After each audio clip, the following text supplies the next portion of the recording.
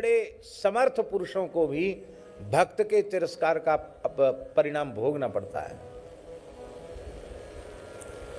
हम उन महापुरुष का नाम नहीं ले रहे हैं क्योंकि वे भी बड़े दिव्य महापुरुष ही थे, मंदिर में पुजारी थे और एक महात्मा बड़े प्रेमी थे, बहुत प्रेमी महात्मा थे। उनकी चाहे जब भाव समाधि लग जाती थी और ऐसे जो होते हैं वो बावरे जैसे ही होते हैं, पागल जैसे ही होते हैं। जोगी रोगी भक्त बावरे, बावरे जैसे ही थे। तो कोई ऐसी भाव की विचित्र दशा आ गई, को ठाकुर जी के मुख्य द्वार पर ही ऐसे खड़े हो गए। अब मंदिर से पुजारी को आना जाना सब कहा तो वो तो भाव समाधि में, तो वो हिले डुले नहीं। तो वो जो प्रधान पुजारी थे उनको थोड़ा गुस्सा आ गया,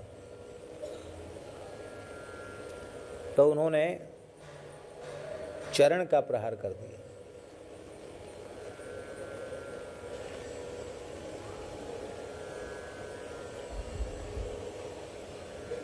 वे तो शरीर की स्थिति में थे ही नहीं, वो गिर गए। बाद में उनको पता भी नहीं चला कि किसी ने मेरे ऊपर प्रहार किया है। खैर उनको लोग उठा के ले गए और बाद में जिन्होंने ऐसा किया था उनको भी मन में तो हुआ कि अरे भाई ऐसा इतना, बोले पहले कहा हटो हटो हटो, नहीं हटो तो गुस्सा आ गया, तो पैर चला दिया। सुन लिया? ध्यान से सुन रहे हो कि नहीं? अवधूत पागलों के वेश में भी कैसे महात्मा होते हैं, उनको भगवान के अतिरिक्त कोई नहीं जान सकता।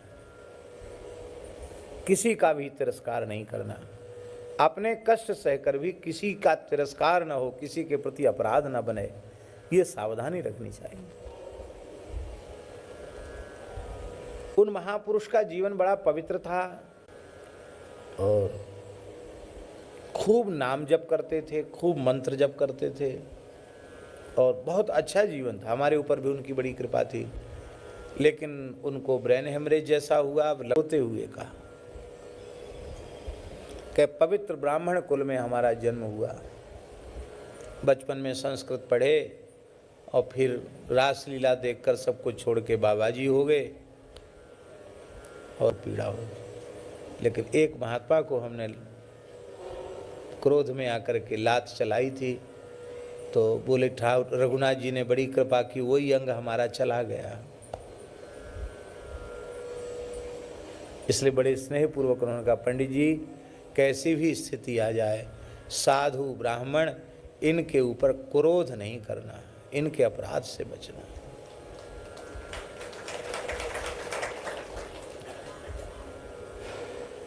इनका सत्कार भगवान का सत्कार है, इनका तिरस्कार भगवान का तिरस्कार है। गौ ब्राह्मण संत ये सब भगवान की विभूति हैं, इनका तिरस्कार भगवान का तिरस्कार है। और यह तो प्राथमिक अवस्था की बात है। वस्तुतः सिद्धावस्था में पहुंचने के बाद तो कौन ऐसा है जो भगवत स्वरूप न हो, सब कुछ भगवान ही हैं।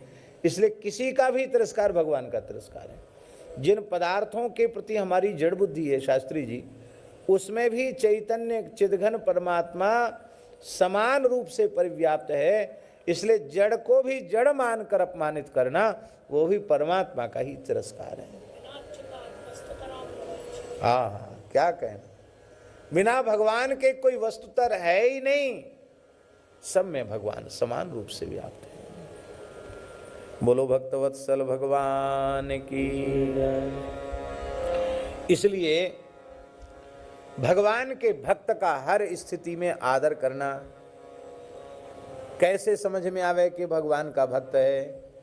भक्त माने भाग, भक्त माने अंश, भक्त माने हिस्सा। ये प्रकृति चेतन अचेतन दोनों ही भगवान के ही अंश हैं। इसलिए केवल यह अधमाधम ऐसा है जो भगवान की भक्ति से विमुख है, भक्ति से शून्य है। बाकी जितने प्राणी हैं सब भगवान के महान भक्त हैं। ऐसा मानकर सबका आदर करना ये ज़्यादा अच्छा है। उसका कारण ये है कि जिनमें भक्ति के संस्कार दिखाई पड़ रहे हैं, वैष्णवता के चिन्ह दिखाई पड़ रहे हैं, वे प्रकट भक्त हैं। कुछ ऐसे भी भक्त होते हैं जिनमें वैष्णवता के चिन्ह दिखते नहीं, पर वे महान भक्त होते हैं। तो ऐसे अंतर्निष्ठ भक्तों का तिरस्कार हो जाएगा। इसलिए अपने को अभक्त मानो, बाकी सबको भगवान का भक्त मानो। किसी अभक्त को भक्त मानकर हमने श्रद्धा की तो श्रद्धा का, और हुआ कोई महान भक्त और हमने उसको भक्त नहीं माना तो भक्त में अश्रद्धा करने के अपराध से हमारी अनुभूति भी विलुप्त हो सकती है। इसलिए नहीं है भक्त, पर हमने भक्त मान लिया तो हमको लाभ मिल गया, इतनी ऊंची बात है। पर हम तो अपने को ही सबसे बड़ा भक्त माने बैठे हैं।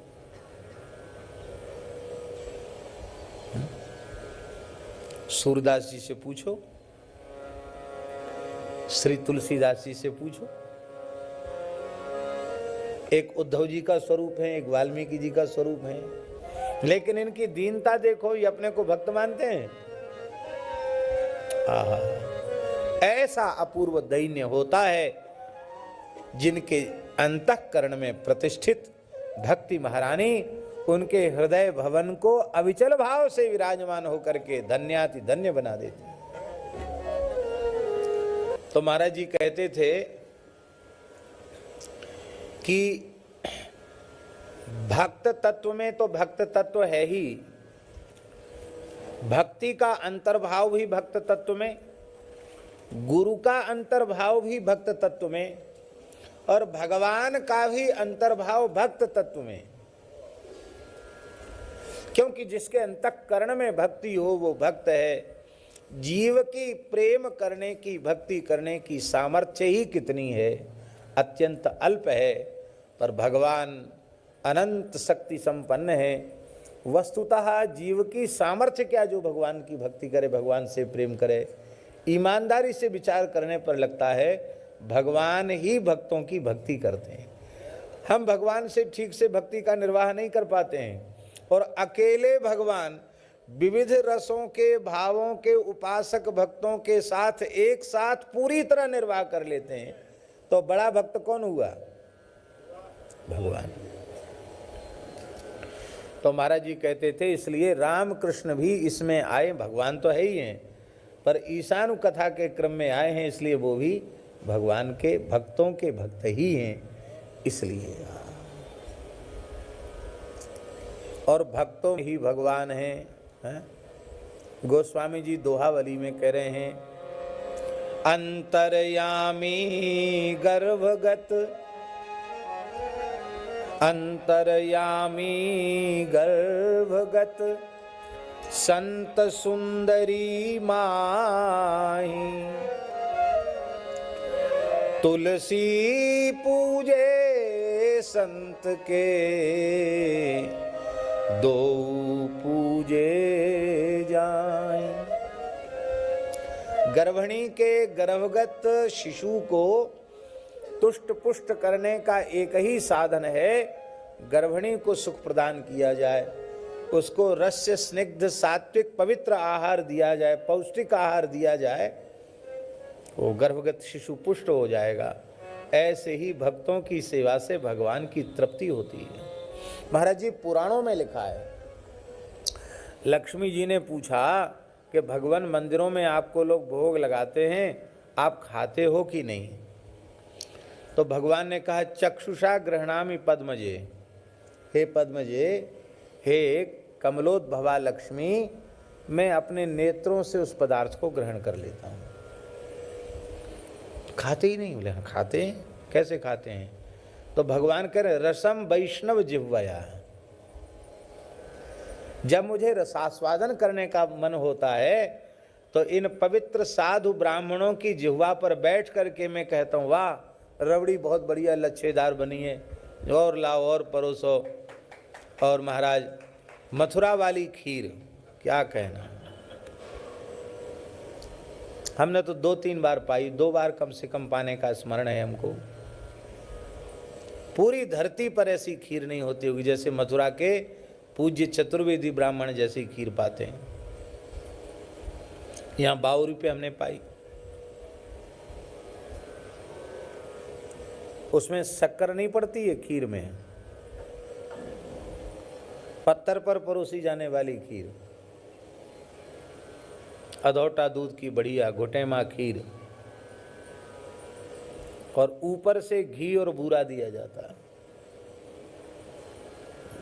एकदम आड़े हाथ घी और आड़े हाथ बूरा, वो है खीर।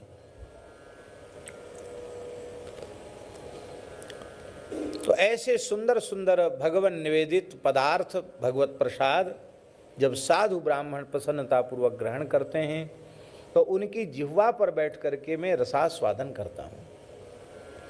भगवान का अपने भक्त के साथ कितना अभेद है, हम आपको क्या कहें।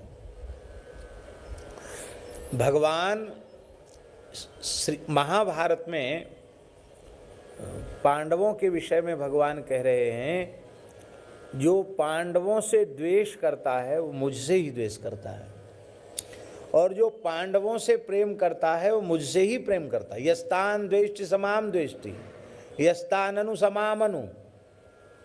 जो पांडवों से द्वेष करता है मुझसे द्वेष करता है, जो पांडवों से प्रेम करता है मुझसे प्रेम करता है। पांडव उपलक्षण है। भगवान के कहने का आशय, जो भक्त से प्रेम करता है वो मुझसे प्रेम करता है, और जो भक्तों से द्रोह करता है वो भगवान से द्रोह करता है।